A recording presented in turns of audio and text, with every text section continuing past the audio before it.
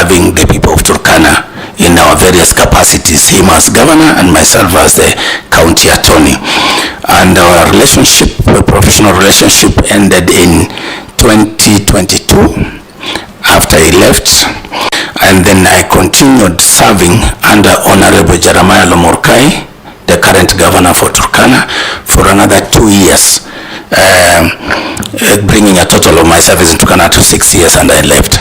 And Honorable Chair, with your permission, allow me to assure this committee that whatever the relationships, whether familial or friendship or people you have gone to school with, which I'm sure some of them are in this house, some of my former bosses are also members of this parliament, some are in the civil society. No man is an island, no person is an island. But what our constitution tells us is that IEBC is an independent commission. IEBC must not be under the control or direction of anybody whatsoever, any person or authority. And that if I, as a chairman, once you confirm me, if I misbehave in the process, the provisions of Article 251 will check in. Any member of the public, any citizen of this country can petition this house, this parliament, to remove me for any gross misconduct, violation of the constitution, incompetence, or any other reason that is within the law. So I don't think the nation should worry about the many relationships we've had as we grow along our career paths or in our lives. Are you related to Honorable Josephat Nanok? Are you related in any way? For filial, for the record, Honorable marriage, etc. For the record, Honorable Chairman, not even close, even at the level of clan, let alone family. And we come from totally different villages, even clan-wise. If you look at it, we are very, very far apart. We have no any relationship, whether by marriage or extended family or anything like that. Thank you very much. Honorable Makali's question. Chairman, as is leaving that, I had asked the very important question that the nominee must disabuse the allegation contained in Dr. Magdeni's affidavit that he would be biased in favor of His Excellency Dr. William Ruto. Honorable Chair, with your permission, I have actually, Honorable Leonard Senior, I have actually sworn an affidavit to actually state my position in regard to that and to affirm that I shall be guided by the law, I shall be impartial, I shall be fair, and no office, whether small or big in this land, shall influence me, my decisions or my running of the commission, and that I shall rely on the constitution and the laws of Kenya. So therefore, they're asking you whether you'll be courageous to announce results. That's what they're saying, that you will not be. Chair, I look at both, even the president of the way I see things, as I've said, the moment I take oath of office, should I be confirmed, I look at both potential, all those people will come up to offer themselves for the leadership of this country at the level of presidency. These are my clients. These are the people I serve. These are the people that we will work with to ensure that whoever Kenyans elect, they should be able to trust the process and the outcome. Sir, with your permission, Mr. Tekon, I want you to answer that question specifically. Will you be biased in favor of William Ruto or not? Absolutely, Honorable Chair and members, absolutely not. Just answer the way he has asked. I will not be. I shall not be. Thank you. Chair. He has indicated that he will not be influenced by him. You said you were a bit reluctant to apply for this position. You were influenced by babas in some place. You are going photocopiers. Will you confirm to Kenyans that you have actually the spine to be in this office, which is a boiling room? Thank you, Honorable Chair, through Honorable Chair. I think the context within which I brought that demonstrate to this House and Kenyans that ordinary Kenyans are concerned about the type of a person who should supervise the elections, who should facilitate their transparent, peaceful, credible, transparent elections. Which is why, looking at even the various people who are out there, they thought, I am untainted, I am qualified, and from our conversations, they felt I'm passionate enough to go for this position. And I would want to assure this House that those values that I bring and my commitment, that is what I bring to this House, and no office. And the spine? The spine is really the courage. And as the Honorable Farah did indicate that we are warriors. You know, when you look at the journey, some of us have survived, you know, bandit attacks, even when coming to Nairobi for school, our villages have been overrun. We've gone through these traumatic experiences. So I don't think there's anything that can cow me. Whether you hold a gun on my head, as long as I do the right thing, what the law says, I shall do it. Thank you. That's a commitment you're making to us. The question by Honorable Dawood, is there anything remaining that is not answered? Honorable Makali's question. It was on. Let's move on. That Honorable Makali's question was in regard to past experiences. Yes, that is absolutely covered. What was the other one? Anything else, Makali? That is not answered? Cost of election. Cost is very expensive. Honorable members, I think the issue of cost of election, I think Honorable Vice Chair actually spoke to it a bit and explained even some of those factors that drive our cost. But for me, I look at our cost of election as an issue of trust, as the Vice Chair put it. When we don't trust ourselves, when we don't trust our institutions, when we don't trust our printers, when we don't trust our everything, then we resort to those measures out of fear that we need to print ballot boxes in grays and what have you. So for me, we need to build this trust, starting from us as individuals. And this should cascade across our Kenyan citizens to begin to give us ourselves a chance to do the right thing. And so that when we as a commission are giving practical proposals to lower the costs of our elections, then we should do it knowing that Kenyans will trust that what actions we have taken will still ensure free, credible, transparent, and peaceful elections. I will summarize that. And if you bring black ballot boxes, black, you know, we insist they must be transparent.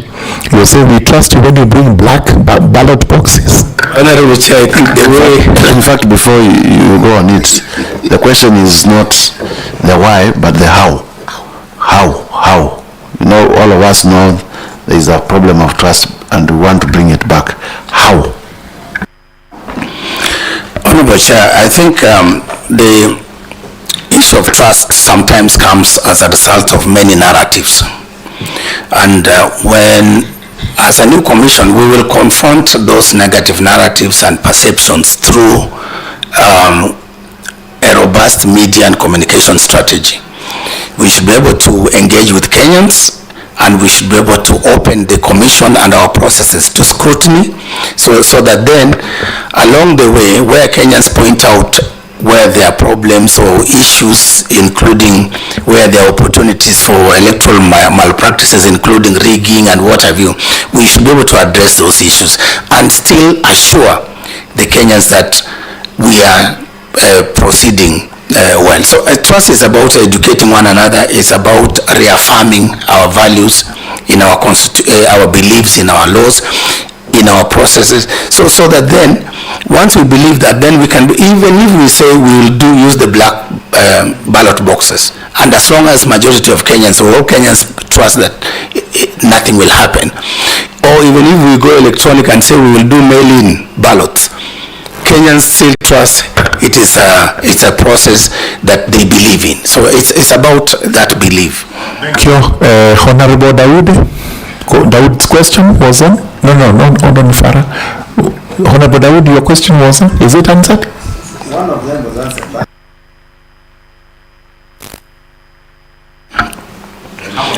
Harmony, so that we don't have two In screens. terms of, I think as a commission, the commissioners are 7 by law, with the chair as being the primus inter pares, the first among equals. And when we are brought on board, if everything goes well, the first thing I will do as a leader is to ensure that there's proper induction amongst this team, so that we all understand what our functions, what our roles, and then build that teamwork together. So that is one first step in terms of creating harmony, because we come from different orientations. Maybe a few of us are lawyers. There's a way in which we behave. Others are from different backgrounds and professions. So we need to reconcile that and focus on one agenda. Number 2, I think where disputes arise, which are bound because we're human beings, where disputes arise, we have to put in place internal mechanisms to resolve those disputes. And I think that's where my knowledge of conflict resolution, mediation, negotiation come in. So I'll be able to play that role. And where perhaps the issues between us that will require maybe outside external interventions, we have even our interreligious leaders who can intervene and be able to resolve any disputes that are within us that are likely to affect our work. Thank you. That is arbitration you've just talked about, and negotiation. Honorable Mushira's question was on what? I think It's done? I will want to... The turnout, yes. Why do we have poor turnouts ordinarily in Kenyan elections, and the registration which you're just about to back on? I think to attack the reason why there could be that low registration and voter turnout, you can begin to see even in the last, compare the 2017 and 2022 elections, the turnout for 2017 was around 78. And then the subsequent election we were looking at 64. So you see almost a 10 point. So I think we would need to, number 1, address of course the issues of trust. Because the disillusionment of our young people particularly, when they don't see any value in participating in these processes, then we need to address that and to talk to our young people to come up and register and restore hope to them that it is a civic duty for them to undertake. Number 2,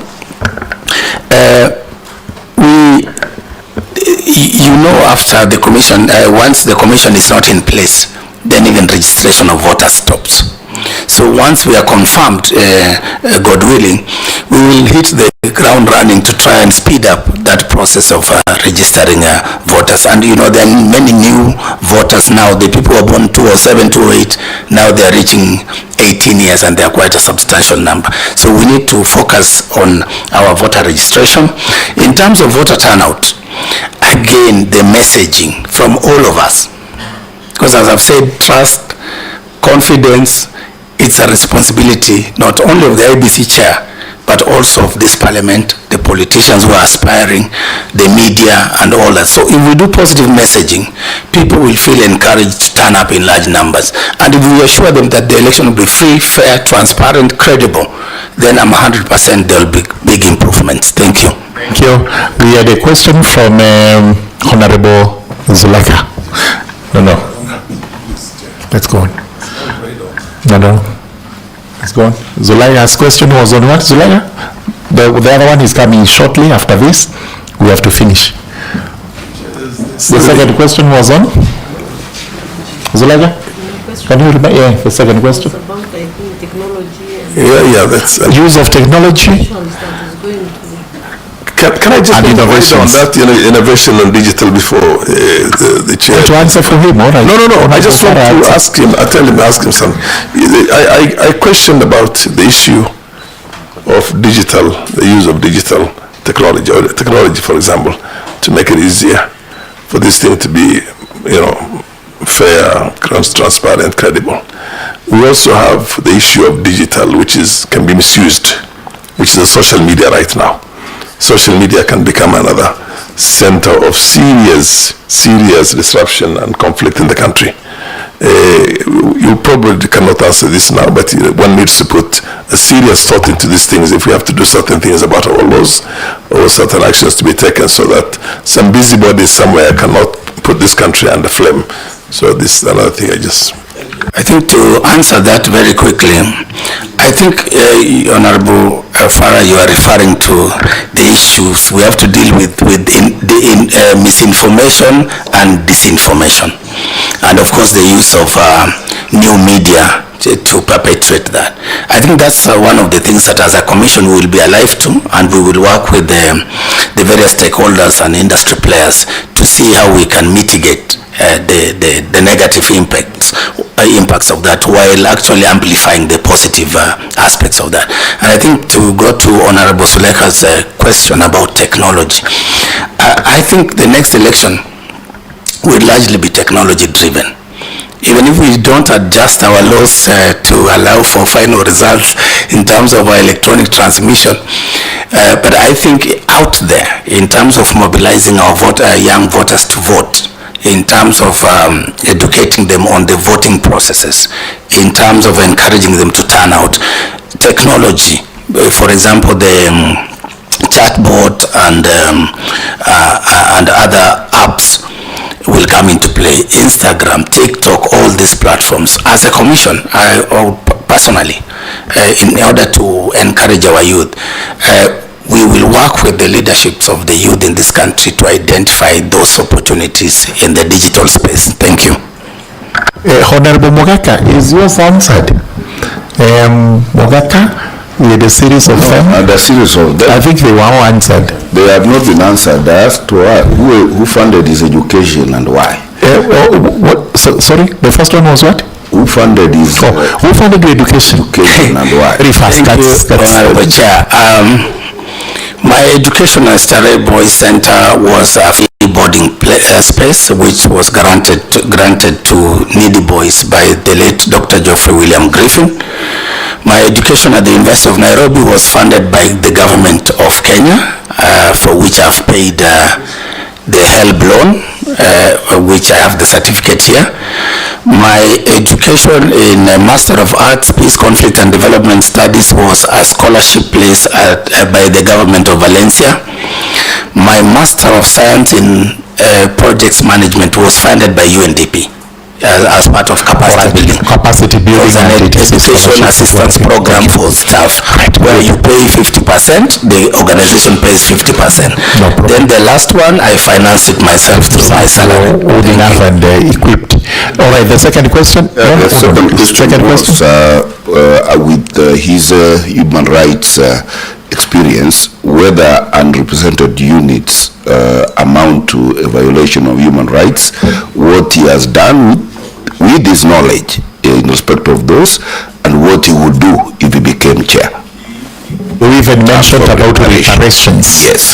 And we wondered whether there is an answer to that one, but tell us very quickly. I don't think the answer is complicated. Yes, I think it's very unfortunate that with specific reference to Nyasiongo in Nyamira.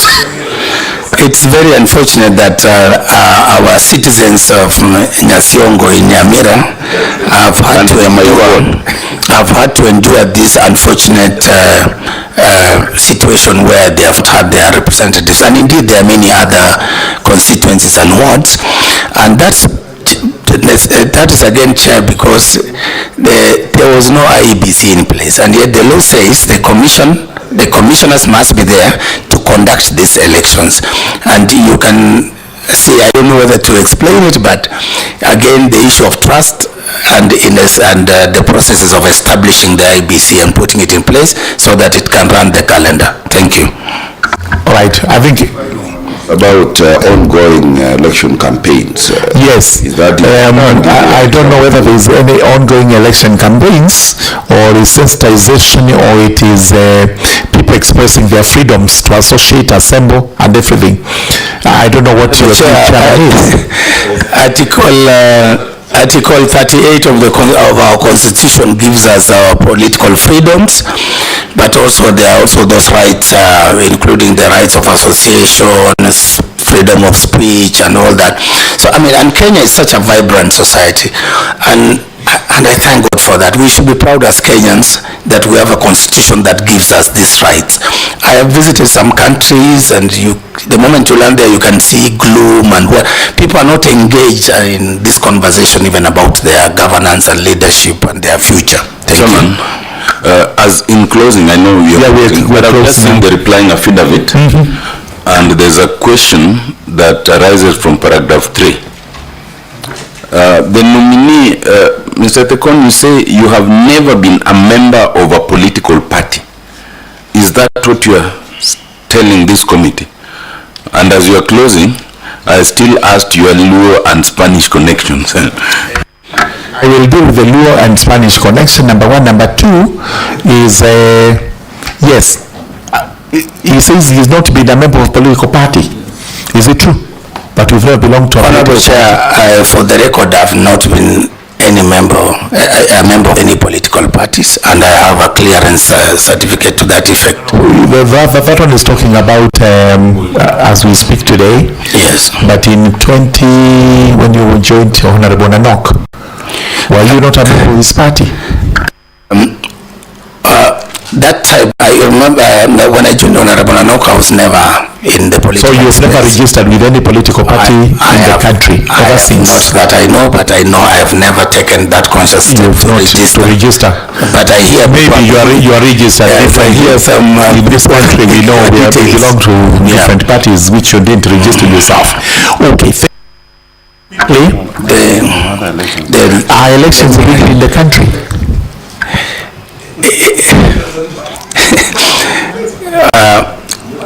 The chair also, as he does that, on the lessons learned and what he brings on board. That's what I had asked him also. Yeah. I think, Honorable Chair, the elections in Kenya, I think over time there's been a lot of improvement in the way we manage our elections. Let's give credit where it's due.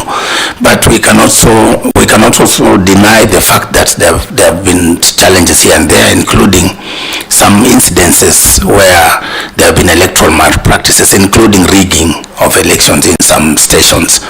But having said that, I still trust that our electoral system and laws that allow us from the polling station to protect our votes, that allow us to transmit our votes safely, I think they will work. And it's my role to enforce as the new chair. It's my role to work with the various stakeholders to ensure that we do the right thing within the commission, but also working with other stakeholders, including the investigative agencies, to address some of those complaints. Honorable Makali is asking, what are you bringing to the table? Different from Honorable Chebukati and Kivuitu, Chesoni, all the way to Montgomery. I think I bring to the table my passion and commitment to this country to consolidate and entrench the democracy that we need for stability, for economic development, and for prosperity of this country. And I have all the necessary tools, whether in law, in conflict resolution, in managing election as a project. I bring those multiple tools and skills to the table. I also bring my experience and networks having worked with the international community, civil society. These are people I can work with together to support us to succeed as a country. Right, thank you very much. Now, these are very routine questions which you have to answer yes or no quickly. Number one, have you been convicted of any offense in the Republic of Kenya or even out there? Loudly enough for me to hear. No. Number two, have you been named or aspersions cast on you regarding Chapter 6 of the Constitution, that is your ethics on matters governance? No. State, in what areas do you have potential conflict of interest if you are selected to be the chairperson of the IEBC? Where do you think there will be a conflict so that Kenyans know where to watch as you continue to deliver these services? Honorable Chair, at the moment, none, no. But if they arise, I will invoke the provisions of Chapter 6, Article 75, and I shall declare immediately those incidences. Right. Have you been able to do any pro bono services, to give pro bono services in the country? And if yes, which particular counties? And what did you do there? Honorable Chair, at Stareboy Center, that's where we were taught voluntary service, and I worked in our local health center back home, and I also volunteered as a teacher before I joined the university for a whole year. And throughout my career, I have done other voluntary services within my community and in building churches, the African inland churches. Thank you very much. And finally now, as we stop there, what is your net worth? How do we value you so that we are able to monitor you? Because you know very well IBC may be a very lucrative place to do illegal business in the breach of the law and to abuse that office. What is your net worth? Honorable Chair and members, my net worth is estimated at 276,882,237. Made up of what? Made up of mainly assets, land, livestock, some Safaricom shares, and motor vehicles. And motor vehicles. Yeah. What are your current sources of income? Currently, my sources of income are from my earnings from the African Union Development Agency. All right. Do you anticipate any other sources of income in the future? And maybe in the next few months, the county government of Turkana still owes me my gratuity. Do you expecting gratuity from the county government of Turkana? Yes, yes, Honorable Chair. Thank you very much, Honorable Erastus, Edung, Ethekon. The livestock, do you anticipate? Right, yes. Before we go to the law, I don't know why. I will get, he wants to understand that, and I will. We have Somalis who are speaking the law. The chair, please protect me from Daudan. From your livestock. I mean, I'm a livestock owner, and they give birth. I sell them. I take them to the market. So you would definitely be getting some income out of that, and it's important that you declare it so somebody does not say tomorrow that you got this money from IEBC. Is it not obvious? At the moment, I've declared about 4.3 from livestock. 230 shots, then 12 camels, 36 cows. And Honorable Farah, because of my travels and all these pursuits, I have not been a very good pastoralist, so I need to improve on. Yes, I think the numbers are mentioned. Of livelihood. And Honorable Chair, permit me to speak with my... This is what I have to say before you speak in the language which some of us will not understand. So because we trust the senior counsel, Honorable Tiende Amolo, and yourself, we have no reason to doubt that you, in a decent conversation, greetings and the exchange of pleasantries in the Luo language, so that he's convinced you can actually speak the Luo. Chair, may he speak the law after my question that I don't insist that he answers. Yes, yeah. which is the question that he will not answer. He may choose or not choose to answer. Given the history of the leadership of the electoral body in this country, does the nominee in his heart of hearts not think that this time round we should have had a woman chair? Thank you. Do you have an answer to that? To be fair, that can... Let him say it himself. Let him say himself whether he wants to comment on it or he... As it is, Chairman. It is a start. Point of order, Chair. Point of order, Chair. Peter. Point of order, Chair. Yes, I think I will allow... Could you confirm whether Peter, Purity and Kizito, who assisted him to apply, are South Africans or they are Kenyans? Yeah, of course they're Kenyans. These are Kenyans from... Those were Kenyans from Bushado here in Banana and one from Mukambani. They are photocopying someplace. Chair, my last one the same. Given, one thing is, there's no question, when there is a post-election violence and we have problems in this country, it is the common people who suffer. It is not the politicians who are responsible for the violence and for all these electoral problems. Now that your candidature and your chairmanship largely will also be as a result of those common people you sat down with and who noticed your potential. And if you are confirmed, you give an undertaking that you will protect Kenyans to the hilt. Because this is the first time that we're seeing... Please undertake to that because it's very important. They are watching. The lives of Kenyans every day. I shall undertake that, and Chair, with your permission, I want to assure the honorable members that if we remind ourselves of the oath, that if confirmed, I will definitely take. The oath reminds us of a lot of things. Okay. That we shall obey, we shall respect, and discharge the trust, and that I give my assurance. Thank you.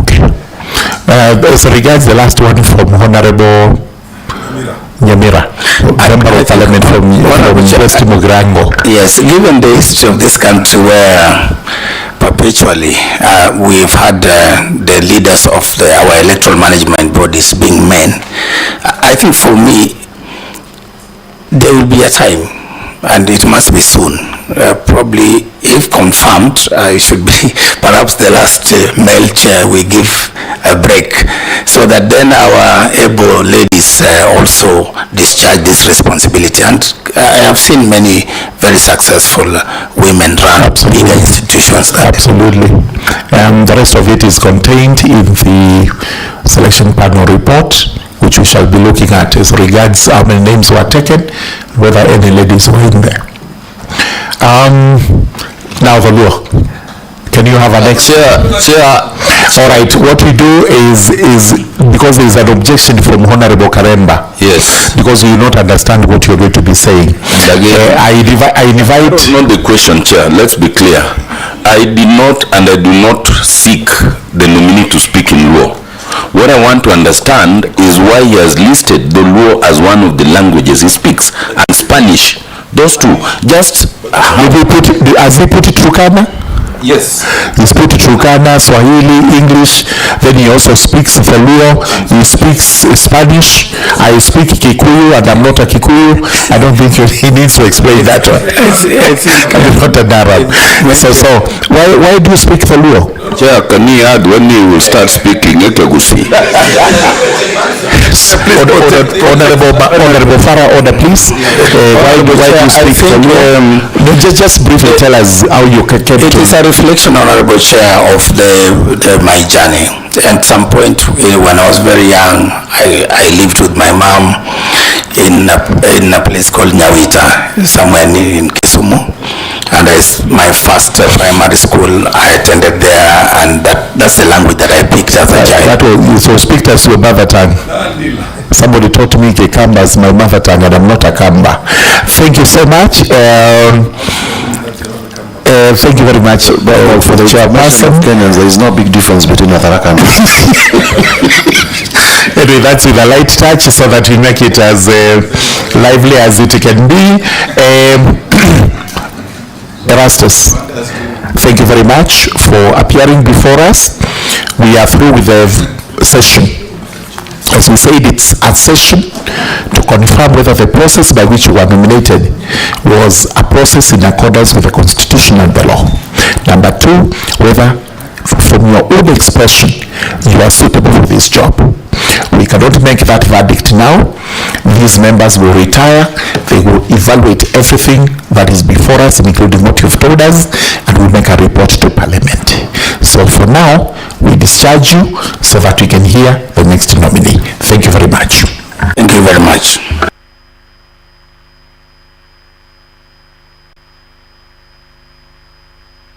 Return to him his original documents. The rest of them can remain with us, the copies.